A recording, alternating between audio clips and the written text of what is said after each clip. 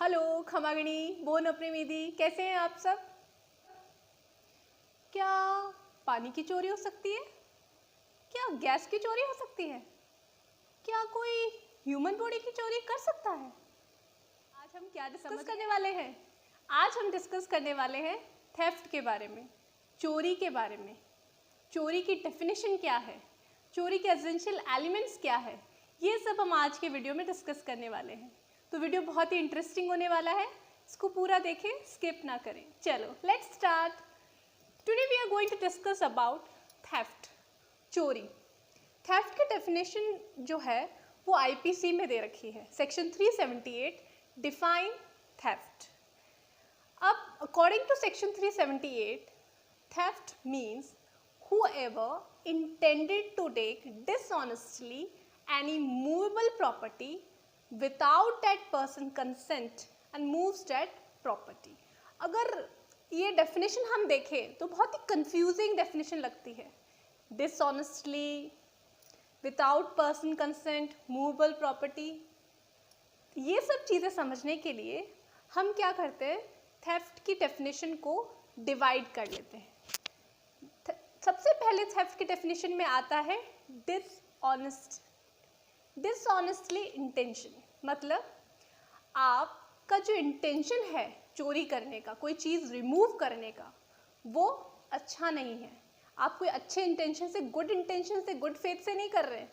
आप चाहते हैं, you are doing that thing intendedly to cause wrongful gain और लॉस टू दैट पर्सन। आप किसी को नुकसान पहुंचाना चाहते हैं, उसको लॉस करना चाहते हैं, इसलिए आप उसकी चीज़ को रिमूव कर रहे हैं। तो सबसे पहला एसेंशियल एलिमेंट हो गया थेफ्ट का डिसऑनेस्ट इंटेंशन। फिर उसके बाद आता है कि possession. Possession, don't confuse with the word possession and ownership. Ownership and possession are two different things. अभी हम बात कर रहे हैं थेफ्ट में ओनरशिप की नहीं, पोजेशन की। Possession means when a person has a physical control over that property, वो उस प्रॉपर्टी के ऊपर उसका कंट्रोल हो। ओनरशिप होना ज़रूरी नहीं है। जैसे लैंडलॉर्ड जो है, आपके मकान का जो मालिक है, उसकी ओनरशिप है, लेकिन जो टेनेंट है, जो आप किराएदार हो, आपके पास मकान का पोजीशन है। समझ में आ रहा है? जैसे हम इसको इस तरीके से भी समझ सकते हैं कि आपके फ्रेंड की कोई कार है, ठीक है, वो आपको देता है कि भाई चलो आज तुम मेरी कार यूज़ कर लो, आपको कहीं बाहर जाना है, आप उसकी कार बोरो करते हैं। तो जैसे ही आपने उसकी कार बोरो की, वो आपके पोजीशन में आ गई, तो वो आपके कंट्रोल में आ गई। तो अगर आपसे वो कार चोरी होती है, आपकी पोजीशन से कार चोरी होती है, तो उस टाइम विक्टिम आपका फ्रेंड नहीं है, आप है, क्योंकि आपकी पोजीशन से कार चोरी हुई है। तो समझ में आ रहा है?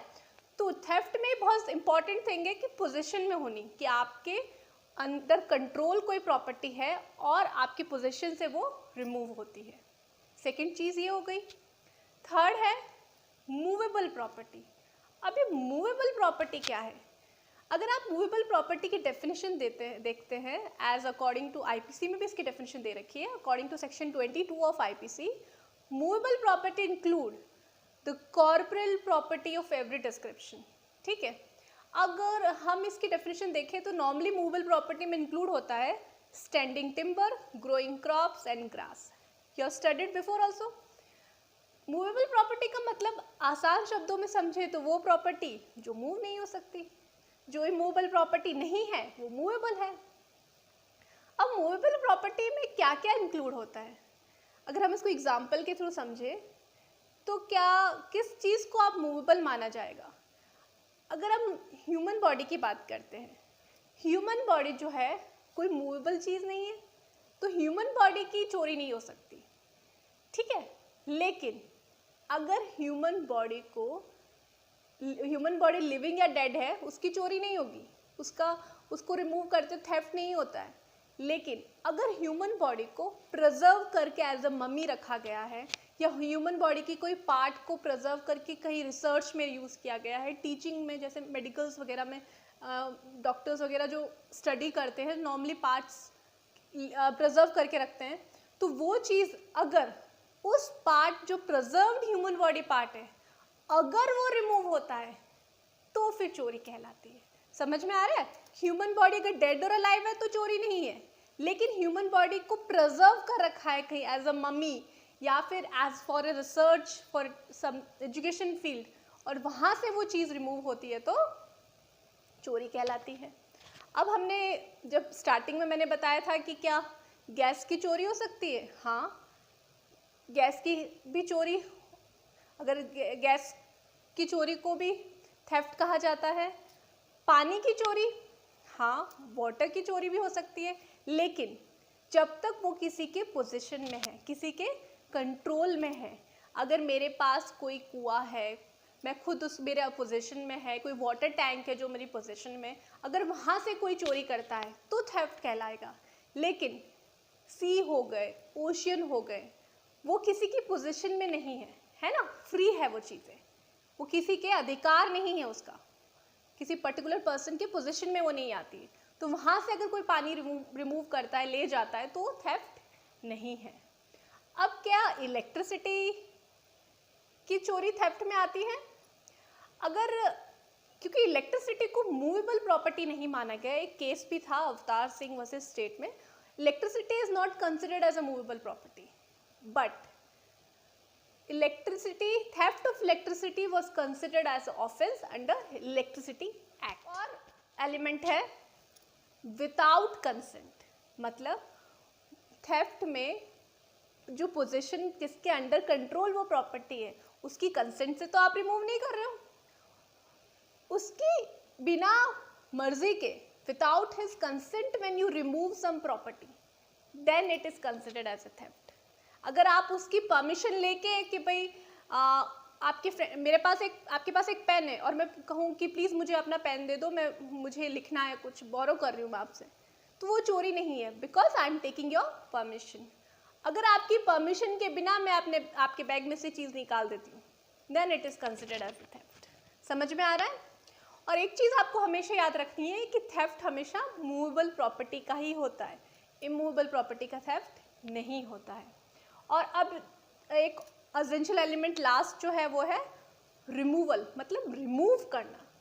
जब कोई चीज़ है आपने चुराई, उसकी पोजीशन से उसको रिमूव किया, वहाँ से लेके गए, तब वो चोरी कहलाएगी, है ना। अब जैसे आप जो एक्सप्लेनेशंस पढ़ते हैं इसके थेफ्ट की डेफिनेशन के, as per explanation has been given in section 378, first explanation कहता है attach to the earth related है। जैसे हम इसको एक एग्जाम्पल के थ्रू समझ सकते हैं, फर्स्ट और सेकेंड एक्सप्लेनेशन को हम साथ में समझेंगे। अब आपके गार्डन में एक बड़ा सा ट्री है ना, tree is considered as a movable property, लेकिन जैसे ही उसको काटा मूवेबल प्रॉपर्टी हो गई, है ना, और काटने के बाद आपने उस ट्री को रिमूव किया वहाँ से, तो वो थेफ्ट कहलाएगा। समझ में आ गया? ये चीज़ है। थर्ड एक्सप्लेनेशन हमें बताता है कि कोई ऑब्स्टिकल अगर आप रिमूव करते हैं, जैसे एक पर्टिकुलर बाउंड्री है, बाउंड्री के अंदर कोई पेट एनिमल है, डोमेस्टिकेटेड एनिमल कोई है, वो फेंसिंग के अंदर है, ठीक है, तो आप अंदर कूद के उसको रिमूव नहीं कर रहे हैं, आप उसकी चोरी ऐसे नहीं कर रहे, लेकिन आप क्या कर रहे हैं कि जो दरवाजे में वो लॉक है, वो दरवाजा आपने खोल दिया, तो एक ऑब्स्टिकल था वो आपने रिमूव कर दिया, और वो जो डोमेस्टिकेटेड जो भी पेट एनिमल जो है वो वहाँ से बाहर निकल गया और फिर आप उसको लेके चले गए, तो भी ये थेफ्ट कहलाएगा। और एक चीज़ है कि एनिमल को मूव करते हैं, जैसे फॉर एग्जांपल फोर्थ एक्सप्लेनेशन यही कहता है हमें कि कोई बुलक कार्ट है, अब आप बैलगाड़ी के ऊपर कोई सामान लदा हुआ है, आप जब एनिमल को मूव कर रहे हैं, मतलब बैल को रिमूव कर रहे हैं, तो उसके साथ साथ वो सामान भी तो चल रहा है साथ में, है ना, तो उसकी डायरेक्शन को अगर आप चेंज करते हैं, एनिमल की डायरेक्शन को अपने पीछे ले जाते हैं, तो भी वो चोरी कहलाएगी। समझ में आ रही है चीज़ें? अब इसमें एक लास्ट एक्सप्लेनेशन कहता है कंसेंट, कि इट में बी, कंसेंट की डेफिनेशन है कि इसके या तो एक्सप्रेस, इम्प्लाइड, कुछ भी हो सकती है ना। तो अब हमने एक चीज़ पढ़ी थी थेफ्ट में कि बिना इच्छा की, बिना उसकी कंसेंट के कोई चीज़ रिमूव करते हैं तो वो थेफ्ट है। तो आप उसकी बिना परमिशन की चीज़ रिमूव कर रहे हैं, तभी वो थेफ्ट कहलाएगी। तो सेक्शन 378 बहुत ही ईजी कहलाएगा। तो सेक्शन 378 तो बहुत ईजी है। आपको अगर डेफिनेशन आप बेयर एक्ट में देखते हैं तो बहुत ही कंफ्यूजिंग लगती है, इसलिए हमने उसको डिवाइड कर दिया है एलिमेंट्स में, ताकि आपको ईजिली, क्योंकि जब भी आप कोई क्वेश्चन अटेम्प्ट करेंगे, नॉर्मली आईपीसी के क्वेश्चंस इलस्ट्रेशन बेस्ड पे आते हैं, तो जब भी ऐसे कोई क्वेश्चंस थेफ्ट से रिलेटेड आएंगे तो आपको एलिमेंट्स ध्यान में रखने हैं कि क्या क्या एलिमेंट्स होते हैं थेफ्ट में। डिसऑनेस्ट इंटेंशन होना चाहिए, मूवेबल प्रॉपर्टी होनी चाहिए, पोजीशन होना चाहिए, विदाउट कंसेंट होना चाहिए और रिमूवल होना चाहिए। ये 5 चीज़ें अगर आपको क्लियर है तो आप कोई भी इलस्ट्रेशन में कंफ्यूज नहीं होंगे।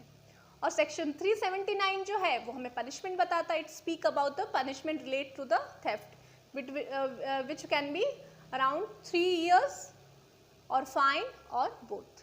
Very simple thing. इस वीडियो में मैंने बहुत कोशिश की है कि आपको थेफ्ट बहुत ही ईजी वे में समझा सकूं, और अगर आपको मेरी ये कोशिश सही लगी, अच्छी लगी, तो प्लीज़ इस वीडियो को सब्सक्राइब और शेयर करें। और एक चीज़ और कहना चाहूँगी मैं अपने जो भी मेरे वीडियोस देखते हैं, कि आप प्लीज़ वीडियो पूरा देखिए। अगर आप देखते हैं, खाली क्लिक करके उसे मत छोड़ें, क्योंकि मैं आपके नॉलेज को इनरिच करने के लिए ही वीडियोस बनाती हूँ। तो इसको पूरा देखें ताकि आपको कंसेप्ट एकदम क्लियर हो जाए। मैं नेक्स्ट वीडियो जो है वो एक्सटॉर्शन पे बनाऊँगी, फिर हम थेफ्ट और एक्सटॉर्शन का डिफरेंस देखेंगे कि एग्जैक्ट इन दोनों में डिफरेंस क्या है। ये हम नेक्स्ट वीडियो में देखेंगे। अगर आपको ये वीडियो अच्छा लगे तो प्लीज़ लाइक, शेयर और सब्सक्राइब करें। Thank you.